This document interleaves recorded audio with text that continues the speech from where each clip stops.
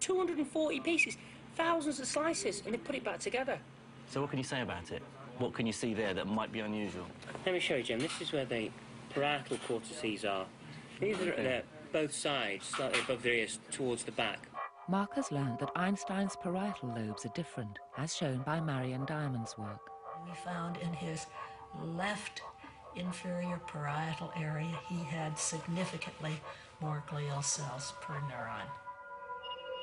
Mark shows Jim something even more special about Einstein's parietal lobes. They're abnormally large. 15% wider in Einstein's brain. I guess that's going to come from two reasons. One, either it was born like that, you know, and those parietal cortices, which is the bit where it's wider, actually created that, or it could be the environment. You know, those are the areas for maths, mathematical reasoning, and visuospatial programming or processing. It could be because he was working out those areas, they actually grew larger. Because the brain overall wasn't any bigger than average size. No, not at all. It was around the control range, which, you know, as you say, that's maybe a little surprise to someone. You expect Einstein, big brain, but that wasn't the case, apart from the 15% wider at the parietal cortices. So Mark proves to Jim that Einstein's brain was radically different. But there are other, even more crucial alterations. This is Einstein's Sylvian fissure. The Sylvian fissure runs up and sort of above the ear. And the Sylvian fissure is the Grand Canyon of the brain. Normally, the Sylvian fissure splits in two and encircles a region around the area shown in red to make a distinct island. But as the computer model shows, in Einstein's case, the usually distinct division is far less apparent. It follows that dramatic physical differences in the shape of the brain might have equally dramatic neurological consequences. And in Einstein's brain, the multiple folds, ridges and grooves around that area sort of blend into one another. And it's been suggested that that might increase the connectivity between the various regions. One group of people show the bizarre effects of extra connectivity. They have an extraordinary condition called synesthesia. Imagine if your hearing and vision overlapped. So, Jay, and what does that sound like to you? It had a lot of goldenness about it, a lot of shininess and some steps. Mostly for me, it's when I hear sounds, I see things. It can be any sound at all. It can be a door slamming or a phone ringing or months, days of the week and so on. For example, my Wednesday has always been a lemony yellow with funny sort of angles in the middle of it. I mean, Wednesday just is lemon yellow, isn't it? Oh, of course, of course. James, what's yours like? It's very, very different.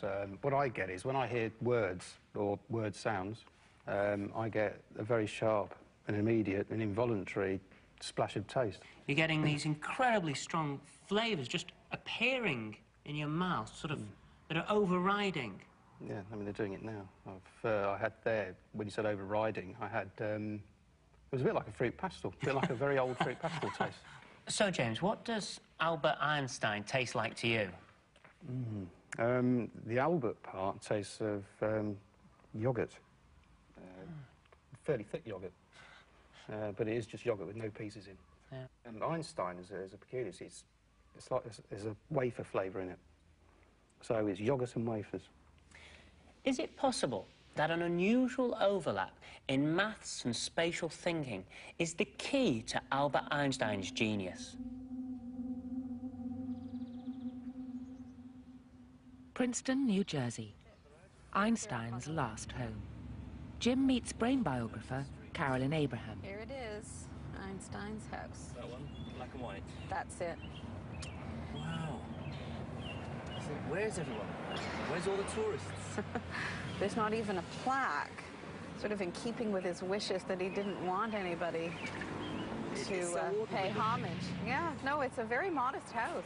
Carolyn's book uses new evidence to re-examine the half-century journeys of Einstein's brain. I think any time you're talking about a dead body in an autopsy suite, there's a Frankenstein element in the public mind, and I think that that has certainly followed Dr. Thomas Harvey around. He's the man who stole Einstein's brain. I think history has had that view. But what I found in my research was, in fact, a very different story. So he came to the hospital and he died in the hospital. Princeton Hospital. You've done the... For the first time in almost 50 years, Mark takes Dr. Harvey back to the very scene where he excised Albert Einstein's brain. So, where were the reporters standing during the press conference? Right where you and I are standing. So they were standing here? Yeah, and I was standing right there. Wow. Shall we go inside, Dr. Harvey? Okay. After half a century, what revelations might still lurk in the shadows? And this was the lab which you initially worked. That's right. 40, 50 years since you've been back here. You are right. Wow. Yeah. Same old autopsy table. Dr. Harvey maintains that the morning that he performed the autopsy on Albert Einstein, he was not alone. When you performed the autopsy, there were other people in the room. Where were they standing in the room? Well, there was only one other. Only one, yep. Einstein's good friend, who was standing here watching the procedure. His executor, Otto Nathan. Otto Nathan was completely devoted to Einstein, almost to the exclusion of all else. This, of course, is to help open the skull.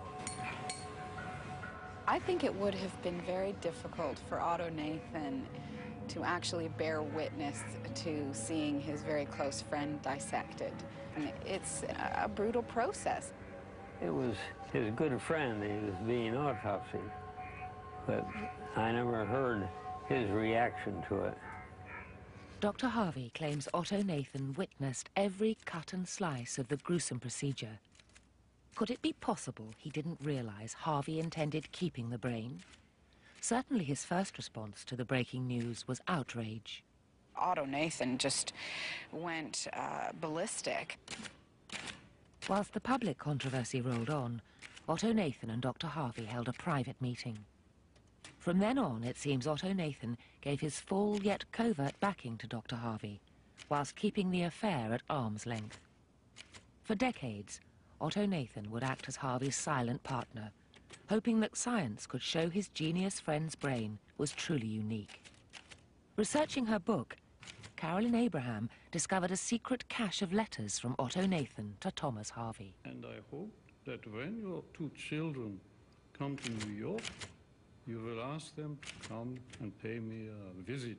He kept this correspondence very, very quiet. He certainly never let on in the few interviews that he gave over the years that he was, in fact, in touch with Tom Harvey. And Tom Harvey himself was never open when he so many times could have used it in his defense by saying, you know, look, I wasn't alone in this. I had the permission, the consent, and the enthusiasm, in fact, of Einstein's closest friend. For 50 years, Dr. Thomas Harvey has been seen as little better than a grave robber. Only now it can be revealed that he had the full support of Einstein's executor. Both wanted the world to realize in some level that he truly was physically a genius. And Otto Nathan put his faith in Thomas Harvey to actually sort of put that stamp on this organ and say that, yes, there are physically recognizable symbols of genius here. Did you ever wish that you'd not done that autopsy? No, I don't. It was really a great honor. And I was just the lucky person who was here and got to do it. Mark and Jim tracked down Dr. Harvey's successor, the new curator of Einstein's brain. After months of negotiation, they've gained exclusive access. So how will it feel to see, touch, and hold this iconic relic? 16E, we're pulling right here, Jim. I only get to see this bloody brain, I tell you. I'll be well pissed off if we get there and there's 2 empty jars or something. After nearly half a century of wandering, determined to ensure the safety of his most prized possession, Thomas Harvey finally gave up Einstein's brain. He entrusted its safekeeping to fellow pathologist Dr. Elliot Krauss to be stored for posterity at a secret location. I think Dr. Harvey did a great service. He preserved the brain for the last 50 years. And there could be yet more secrets to discover. What's the future for the brain? I would like to maintain the original intent of the brain, and that is that it wouldn't be used for anything other than scientific purposes. I think it's a good probability that this is the last time you'll see Einstein's brain in a television documentary.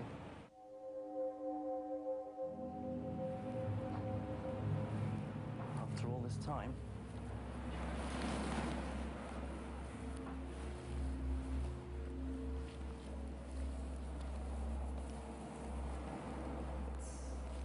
it's a weird feeling.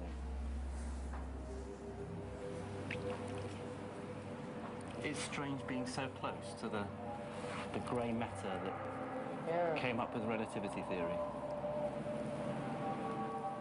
The numbers, every piece is labelled, every piece is numbered. Do you know how few people have had this opportunity to do this? I just can't believe how... I'm just really moved by this.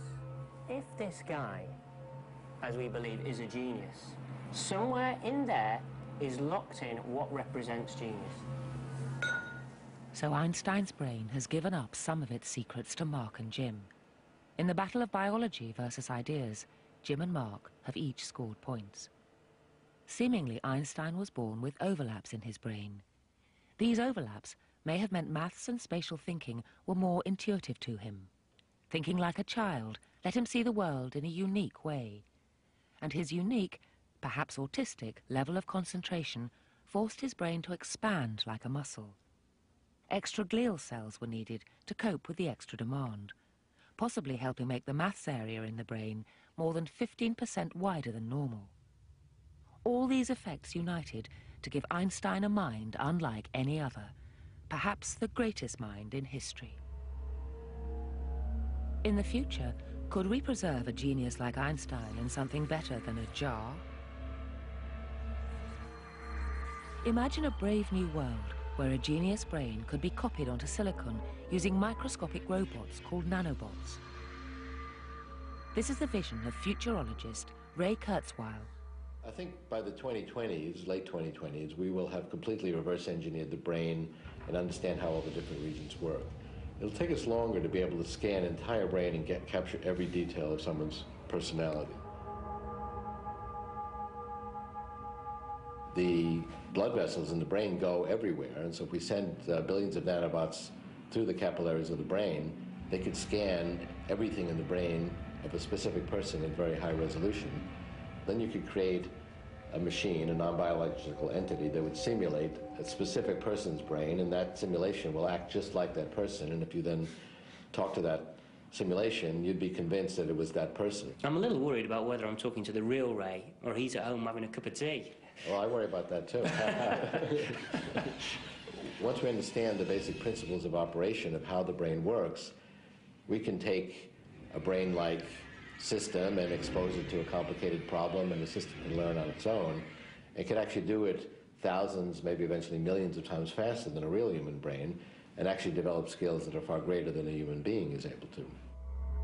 So a future Einstein could be put on a computer, literally a ghost in the machine. Do you believe that, you know, just by looking at that, genius is, or is genius something else for you? It's a key moment. Has Mark won Jim round? Day by day, I've been changing my views. I started off feeling that Einstein's ideas had gone forever. What he thought of, what he was capable of imagining was something of the past. I'm not so sure now. I feel somehow there are still, maybe, possibly, some secrets locked inside this jar. This simple glass jar holds the actual slices of Einstein's grey matter that Dr. Harvey sealed for perpetuity half a century ago. Shall we have a look inside? Yeah, let's have a look. Come on. I don't know, just somehow I feel as though we shouldn't be doing this, but